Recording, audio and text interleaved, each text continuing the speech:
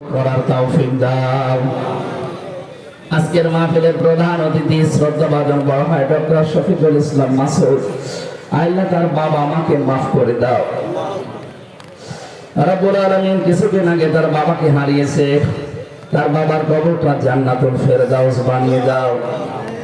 রব্বুল আলামিন তার একটা প্রতিবন্ধী বোনও ইন্তেকাল করেছে, তাকেও তুমি কবরে ক্ষমা করে দাও। আল্লাহ তাআলা আমাদের সাথে শ্রদ্ধাভাজন ব্যক্তিত্ব ডাক্তার মহিউদ্দিন স্যার এসেছেন, তার বাবা শেখ মরহুম শেখ হাফিজউদ্দিন, তার স্ত্রী সহ যারা কবরে আছে তাদেরকেও কবরে মাফ করে জান্নাতুল ফেরদাউস দিয়ে দাও।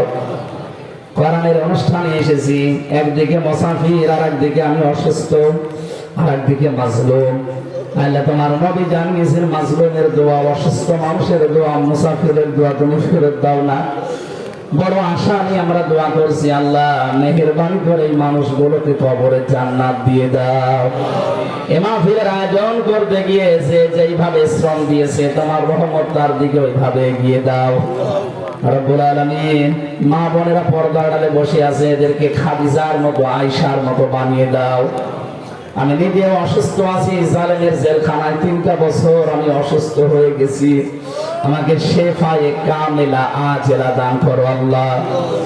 আল্লাহুম্মা গফিরলি ওয়ারহামনি ওয়াহদিনি ওয়াফিনি ওয়ারযুকনি ইয়া রাব্বাল আলামিন।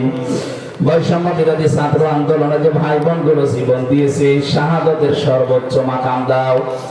রব্বুল আলামিন এখনো 780 জন পর্যন্ত অসুস্থ হয়ে হাসপাতালে আছে, এদেরকে তুমি শেফায়ে কামিলা আজেলা দাও।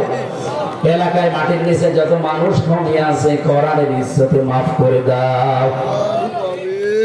কখন কার কাছে আজরাইল চলে আসে কোনো গ্যারান্টি নেই, যখনই আসবে আমাদের এই মুখে তুমি জারি আর সারি করে দিও লা ইলাহা ইল্লাল্লাহু মুহাম্মাদুর রাসূলুল্লাহ। আসসালামু আলাইকুম ওয়া রাহমাতুল্লাহ।